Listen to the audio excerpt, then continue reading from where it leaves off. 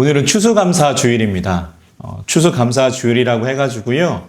우리가 무언가 추수해서 하나님께 감사해야 하는 그러한 날인 것 같지만 추수감사주일은 한 해를 돌아보며 지켜주시고 인도해주신 하나님의 은혜에 감사하는 주일입니다. 그래서 오늘 본문도 우리가 방금 읽었지만 데살로니가전서 단 한 절의 말씀이었죠. 우리 다시 한번 읽어볼까요? 18절. 예, 있습니다. 범사에 감사하라. 이것이 그리스도 예수 안에서 너희를 향하신 하나님의 뜻이니라. 아멘. 우리는 이 말씀을 그래도 다들 잘 알고 있죠. 근데 문제는 무엇인가? 추수감사주일을 맞이해서 올 한 해 하나님의 은혜에 감사할 것이 있는지 그렇게 생각해 보면 딱히 딱 부러지게 생각나는 것이 그렇게 없다는 것이 우리의 문제인 것 같습니다. 말씀을 준비하면서 저도 생각해 봤어요. 저에게도 하나님의 올 한 해 동안 베풀어 주신 은혜에 감사할 제목들이 있는가? 여러분들 어떠세요? 여러분들은 어떻게 올 한 해를 생각해 보면 하나님의 은혜에 감사하는 그러한 감사 제목들이 있으세요? 예. 아니면 오히려 왜 하나님 그때 이렇게 하셨어요? 라고 반문하는 그러한 질문들이 더 많으십니까? 부끄럽지만 저에게도 그 감사거리가 많이 없어 보입니다. 그 감사거리가 보여야 하는데 그래야 추수감사 주일에 말씀을 나눌 수 있을 터인데 정작 말씀을 준비하면서 생각해 보니까 올 한 해 하나님께 감사할 감사거리가 저에게 딱히 그렇게 생각나지는 않았습니다. 이것이 설교하는 자의 딜레마인 것 같아요. 그런데 올 한 해를 천천히 돌아보면은요, 제 삶은 하나님이 주신 감사의 거리들로 그렇게 차 있음을 발견하게 됩니다. 저는 올해 부교육자 생활 12년 만에요, 언젠가는 막연히 하겠지라고 생각했던 담임 목사가 되었습니다. 제 스스로도 그렇게 오랫동안 부교육자 생활을 할 수 있을 거라고는 그렇게 생각하지 못했는데 그 긴 시간의 마침표가 다른 곳의 삶의 모습으로 찍힌 것이 아니라 지금까지 타고 왔던 지하철 갈아타는 삶이 아니라 하나님의 말씀을 나누는 목사의 자리를 떠나지 않을 수 있었음에 저는 하나님께 감사할 수 있었습니다. 또 제가 몇 번 말씀드렸던 것처럼 올해 10월은 제가 내포에 온 지 1년이 되는 그러한 시간이었습니다. 그 1년이라는 시간 동안 이곳에 못자는 교회를 시작하고 예산 서지방의 좋은 목사님들을 많이 만나고 또 그분들을 통해서 많이 배우고 또한 저희 가정에 저와 집사람 딸들이 있는데 어디 많이 아프지 않았음에 그 1년의 시간 동안 그렇게 무탈하게 하나님의 은혜 가운데 보낼 수 있었음에 저는 또 감사할 수 있었습니다. 또한 제가 자주 가보지는 못하지만은요, 종종 어머니 모시고 병원에 다닐 수 있어서 그동안 누나들에게 맡겼던 짐을 제가 조금이라도 덜 수 있어서 제 스스로는 감사했습니다. 그리고 무엇보다도 이 작디 작은 교회잖아요. 이 작디 작은 개척교회에 여기 모인 성도님들과 함께 예배할 수 있어서 하나님의 은혜에 감사할 수 있었습니다. 양해해서 들어주시기 바라는데요.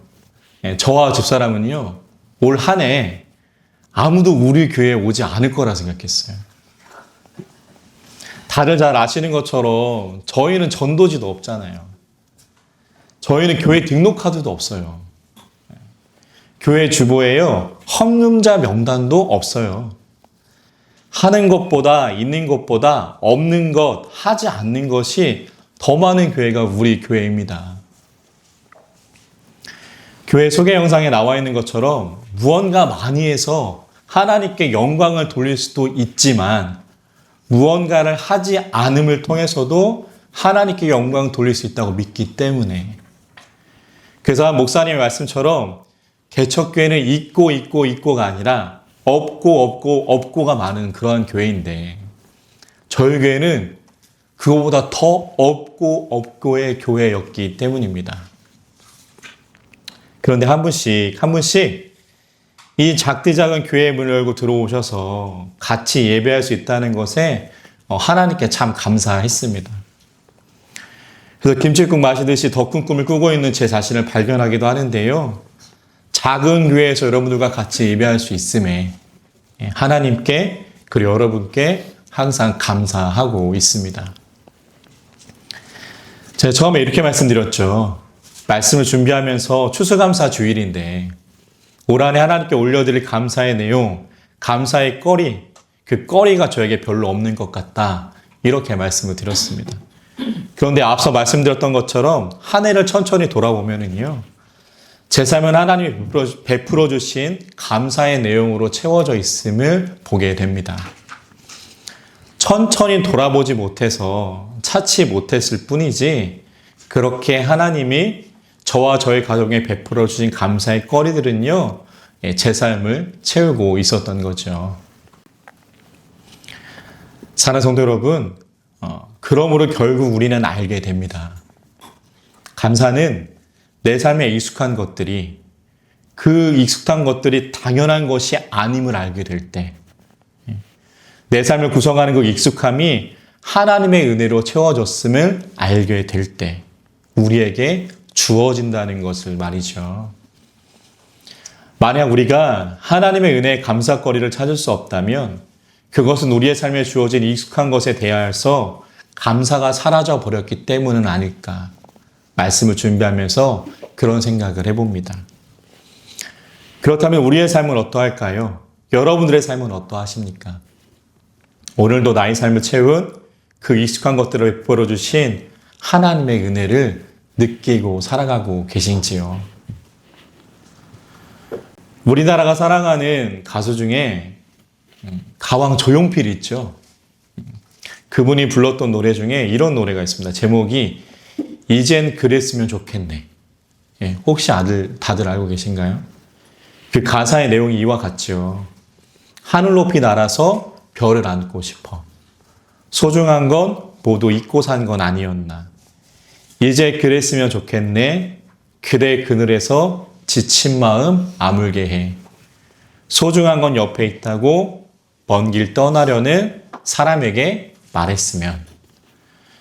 가왕 조용필 씨도 이야기합니다. 소중한 건 모두 잊고 산 건 아니었느냐라고 말이죠. 익숙한 것이 내뿜는 그 익숙함에 취해서 그 익숙함이 주는 소중함을 잊고 사는 것은 아니냐 노래를 통해 우리에게 이야기합니다. 그리고 말하죠. 소중한 건 어디에 있다고요? 옆에 있다고요. 익숙한 것이 곧 소중한 것이다. 그는 말합니다. 가왕 조용필 씨도요. 그것이 우리 삶에 주어진 감사거리라고 노래하는 거예요. 사랑하는 성도 여러분, 우리의 삶을 채운 그 익숙함은 그러므로 그냥 주어진 것이 아니에요. 언제나 우리의 삶을 인도하시고 지켜보고 계신 하나님의 은혜로 주어진 것입니다. 우리의 필요에 따라 적재적소에 우리의 삶의 필요를 하나님은 그렇게 채워주었습니다. 익숙한 것들로, 익숙함의 모습으로 인해서 우리는 자칫 그것을 그냥 지나쳐 버릴 수 있을지 모르겠지만 그 모든 것은 하나님의 은혜로 우리 삶에 채워진 것들입니다. 소망하기는 그 익숙한 것들, 하나님의 은혜로 채워진 것들을 발견하시고 잊지 않으시는 마음으로 추수감사주의를 보내실 수 있는 우리 모두가 될 수 있기를 주님의 이름으로 간절히 축원합니다. 본문을 한번 살펴볼까요? 오늘 본문을 한번 살펴보도록 하겠습니다. 오늘 본문 데살로니가 전서의 말씀은요. 사도 바울이 너무나도 기쁜 마음으로 데살로니가 교회 성도들에게 쓰는 편지입니다. 얼마나 기쁜 마음으로 그들을 대견하는 마음으로 이 편지를 쓰고 있는가. 그 내용이 데살로니가 전서 1장 8절에 나오거든요. 우리 한번 찾아볼까요? 1장 8절. 앞으로 한 장, 두 장 정도 넘기시면 나오죠. 데살로니가 전서 1장 8절. 우리 다 찾으셨으면 한 목소리로 읽습니다. 주의 말씀이 너희에게로부터 마게도냐와 아가야에만 들릴 뿐 아니라 하나님이 향하는 너의 믿음의 소문이 각처에 퍼졌으므로 우리는 아무 말도 할 것이 없노라. 아멘. 데살로니가 성도들은요, 사도 바울이 전한 복음을 잘 받아들였습니다. 그리고 그 복음을 그들의 삶으로 살아낸 거예요. 그래서 그러한 그리스도인다운 모습들이 그 당시 데살로니가를 떠나서요, 주중에 곳곳에 퍼졌음을, 그들의 모습들이 그 소문이 곳곳에 퍼졌음을 사도 바울이 이야기하는 겁니다. 그리고 그들의 그 그리스도인다운 삶은요, 저 멀리 떨어진 사도 바울의 귓가에로 들려왔던 거죠. 그래서 그들의 모습에 대해서 사도 바울이 이렇게 이야기하는 거예요. 우리가 방금 읽었던 1장 8절의 말씀에는 뭐라고 이야기해요? 우리는 아무 말도 할 것이 없노라. 그러니까 내가 너희들의 신앙생활에 대해서는 덧붙일 말이 없다라는 거예요. 자신의 전한 복음대로 너무나도 잘 살고 있는 데살로니가 교회 성도들에게 더해줄 충고나 덧붙일 말이 없다. 사도 바울은 그렇게 말합니다. 그리고 이러한 표현은요, 사도 바울이 신약에 많은 서신서들을 썼지만 오직 이 데살로니가 전서에서만 나오는 표현입니다. 그만큼 데살로니가 교회 성도들은 복음을 잘 받아들였고 들었던 복음대로 살았던 거죠. 그런데 그런 그들이지만 오늘 본문의 말씀, 데살로니가전서 5장 18절의 말씀을 통해서 사도 바울은 그래도 한 말을 더 한 번 더 붙이는 거예요. 우리 5장 18절 다시 한번 읽어볼까요? 오늘 본문이었죠. 5장 18절. 다시 한번 읽습니다. 범사에 감사하라. 이것이 그리스도 예수 안에서 너희를 향하신 하나님의 뜻이니라. 아멘. 잘한다 해도요, 마지막에 그래도 한 말씀 덧붙일 것은 있나 봅니다. 그런 사도 바울이 마지막으로 덧붙인 말은 뭐예요? 범사에 감사하라였습니다. 그리고 이것이 우리를 향한 하나님의 뜻이다. 곧 하나님의 뜻을 세우는 일이다. 사도 바울은 말합니다. 그러면 이 말은 곧 이런 뜻이 아닐까요? 내가 가르쳐준 대로, 내가 전한 복음대로 살아도 그리스도인에게 어려운 일이 하나 있는데 그것은 바로 무엇이다? 항상 감사하는 일이다. 하나님을 믿는 사람들이지만 때때로 하나님이 베풀어진 감사를 잊는 것이 인간의 본성이다. 그러므로 하나님에 대한 감사를 항상 잊지 않는 것이 완벽한 그리스도인으로 살아가는 방법 중에 하나이고 곧 하나님의 뜻을 이 땅에 이루어드리는 일이다. 오늘 본문을 통해서 사도 바울이 그렇게 말하는 것 아닐까요? 그러므로 하나님의 뜻을 이 땅에 이루는 일은요, 여러분들 어떻게 생각하실지 모르겠지만 복잡하지 않습니다. 사도 바울이 오늘 말을 빌리자면요, 우리의 삶에서 하나님의 은혜 항상 어떻게 하는 거예요? 감사하는 거예요. 그게 하나님의 뜻을 이 땅에 이루어드리는 모습입니다. 소망하기는 추수감사주의를 맞이한 저 여러분들에게, 이 자리에 있는 모든 성도님들께, 또한 저에게 그 은혜가 있기를 간절히 소망합니다. 소망하기는 오늘 사도 바울이 말하는 것처럼 범사에 감사함으로, 항상 감사함으로 하나님의 뜻을 이 땅에 이루어가실 수 있는, 세워가실 수 있는 우리 모두가 될 수 있기를 주님의 이름으로 간절히 축원합니다. 추수감사 주일이라서요, 말씀을 여기서 마치고자 했는데 지금 너무 짧죠. 예, 평소에도 짧은데 이러면 더 짧죠. 예, 너무 짧죠. 그래서 감사에 대한 예화를 하나 말씀드리고 마치고자 합니다. 제가 인천에서 부목사로 심호하던 때였어요. 예, 어느 한 토요일에 그 당시 제가 아동부를 맡고 있었거든요. 그래서 아동부 선생님들과 이제 기도회를 하려고 이제 아동부실에 모여 있었습니다. 근데 갑자기 집사람한테 울며 전화가 오는 거예요. 저희 집 둘째 딸이 다쳤다. 예, 그러한 내용이었습니다. 그래서 지금 119를 타고 있는데, 그래서 병원에 가고 있는데, 병원으로 와라. 뭐 이런 소리를 들었습니다. 기도회 준비하다가 그 소리를 듣고요. 선생님한테 이제 자초지종을 말씀드려야 되잖아요. 기도회를 준비하려고 했으니까. 근데 제 표정이 이상했는지 얼른 가라고. 다들 얼른 가라고 하셔가지고 급하게 운전해서 집으로 갔습니다.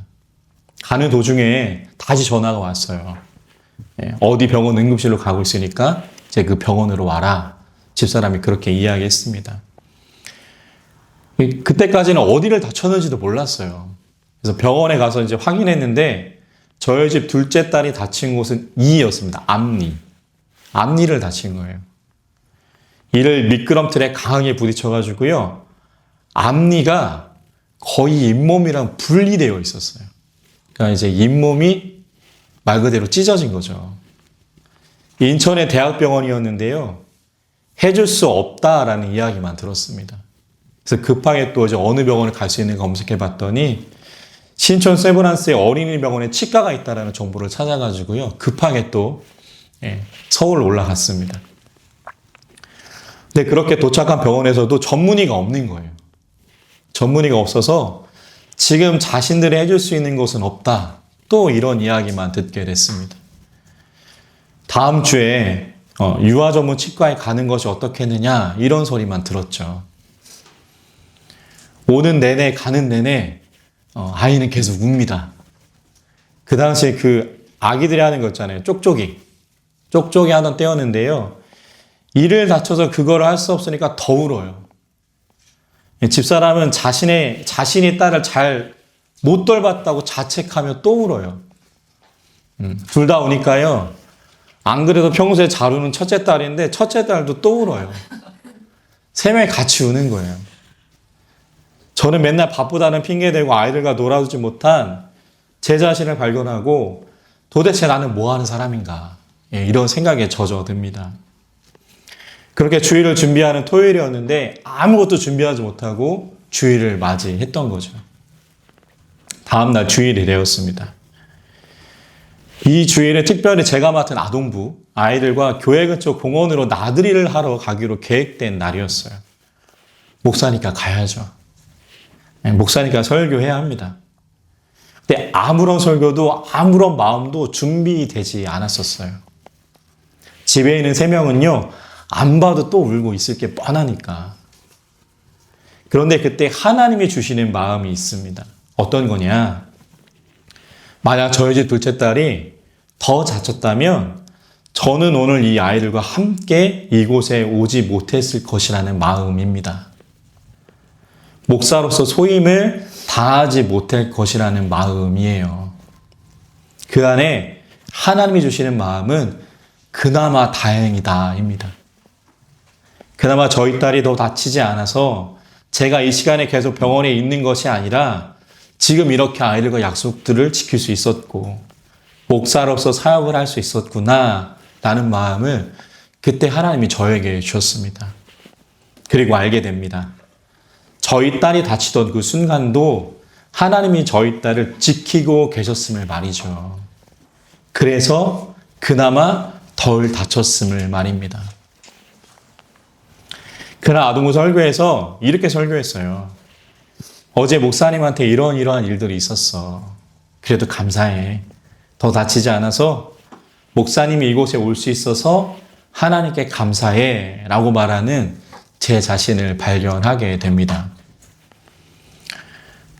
저희 딸은 어떻게 됐을까요? 그래도 좋은 선생님을 만나서 이와 잇몸 치료 잘 받을 수 있었고 지금 저희 뒤에 앉아 있죠. 곱슬머리가 둘째 딸입니다. 지금은 일상생활에 아무런 무리가 없습니다. 사랑하는 성도 여러분, 추수감사 주일이죠. 한 해를 지켜주시고 인도하신 하나님의 은혜에 감사하는 주일입니다. 우리 삶을 채우는 익숙함, 그 익숙함도 하나님이 나에게 허락하셨기에 가능함을 잊지 않는 우리가 되기를 소망합니다. 그리고 그 익숙함이 바로 우리의 소중한 감사거리임을 더 잊지 않기를 원합니다. 그리고 그 마음을 하나님께 감사하는 마음을 잘 간직했으면 좋겠습니다. 사도 바울이 말한 것처럼 인간이어서 하나님이 허락하신 감사함을 때때로 잃을지 몰라도 그 감사함을 유지하는 것, 그 감사한 마음을 간직하는 것이 이 땅에 하나님의 뜻을 이뤄가는 일임을 기억하기를 소망합니다. 그래서 이 땅에서 살아갈 때 때때로 흔들릴지라도 항상 감사하는 마음을 잊지 않으시는, 그러므로 하나님의 뜻을 이 땅에서 세워가시는 우리의 삶과 신앙 되기를 소망합니다. 추수감사 주일이죠. 하나님의 은혜에 감사하는 주일입니다. 감사합니다. 하나님. 기도하겠습니다.